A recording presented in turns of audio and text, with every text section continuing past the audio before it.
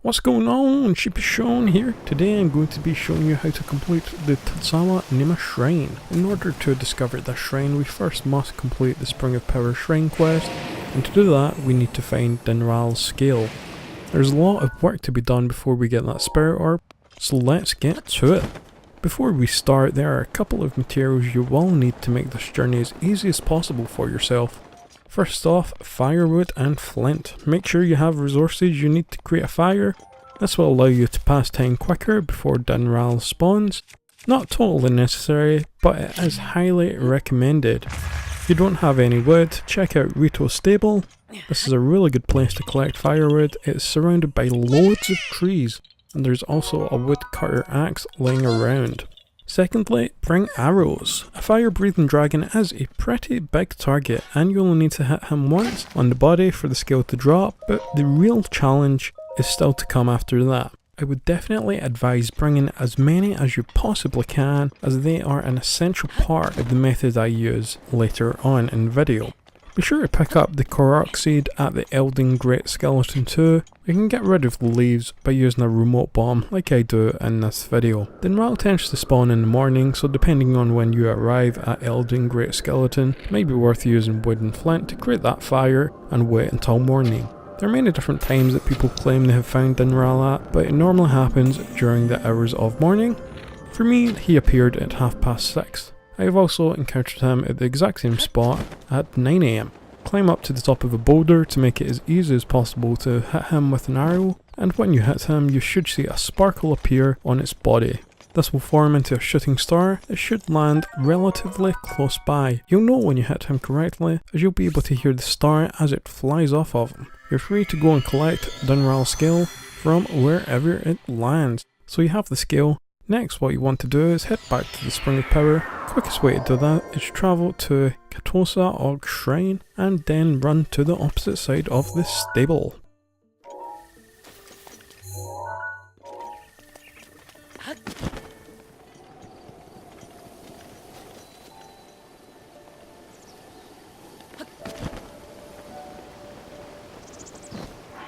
Upon reaching the shrine, you will need to hold and place the scale upon it. This will activate an animation and reveal the location of Tutsuwa Nima Shrine. This might have been quite a long process, it sure was for me, but it is about to get even trickier. Despite completing the shrine quest, you're not just going to be gifted that spirit orb. Far from it, in fact. Your final challenge, a major test of strength against a Guardian Scout 4.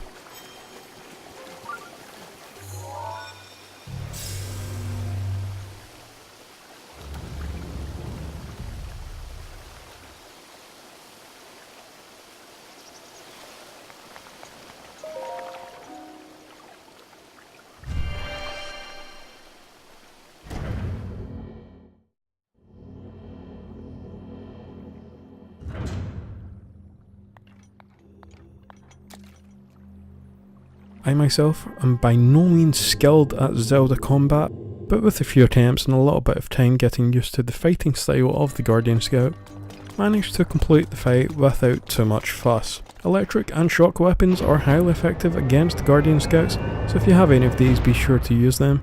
My advice would be to use the Guardian Scout's methods to your advantage. By that I mean wait for it to attack, jump out the way, and then hopefully you'll be able to land a few flurry rushes too.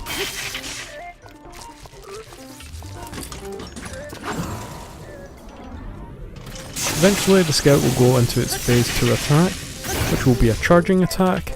Cryonis will be your best friend here. Summon an ice pillar, stand behind it. When the Guardian Scout hits it, it will freeze, which will then give you a few seconds to attack it if you wish. Not taking damage is the key and essential in this fight. If it does at any point hit you, the damage can be extensive, just make sure you recover some lives by eating some fruit or meals.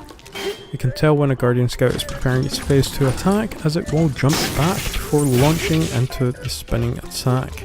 There are a few seconds here to summon your Cryonis. This might take a few attempts to get used to the timing, but eventually you should be able to get the hang of it. Don't use Cryonis too close to the Guardian Scout after it jumps back, as it will simply destroy the block and keep on spinning towards you. When you get it down to about half health, it will then start what I refer to as its phase 3 attack. It will now send a laser travelling around the room in a circular motion. Cryonis again really comes in handy here. The laser will not destroy the ice pillar, so you can simply call up a pillar, climb to the top of it, and you can even hit the Guardian Scout with a few arrows from there if you wish. If you manage to hit it in the eye, it will freeze, and that will also give you some time to continue your assault. Again, I am absolutely no expert in combat, and often struggle with fighting based games. But if you break this fight down to different phases like I have, it will make it a lot easier to do.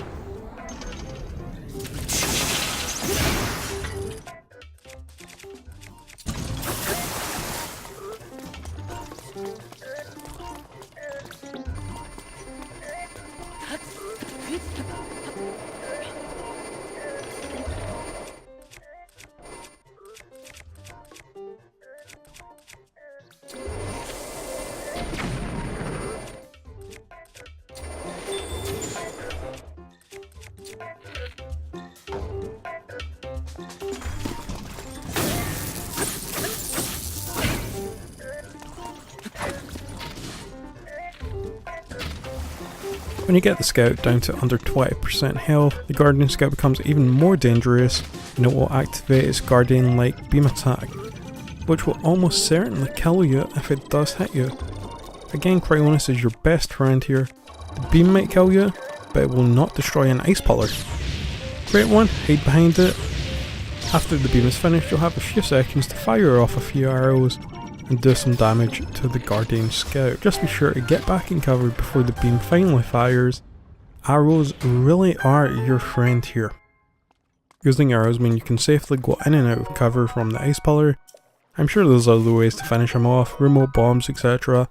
But this is the method I found most useful. When you've managed to kill the Guardian Scout, congratulations! An array of Guardian parts and weapons are now yours. Be sure to pick up the Guardian ++ shield, spear and bow before finding the flame spear in the chest in front of the altar.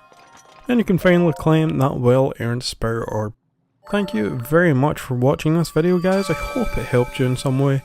If it did, please do leave a thumbs up and subscribe to my channel. If you have any requests, leave them in the comments below.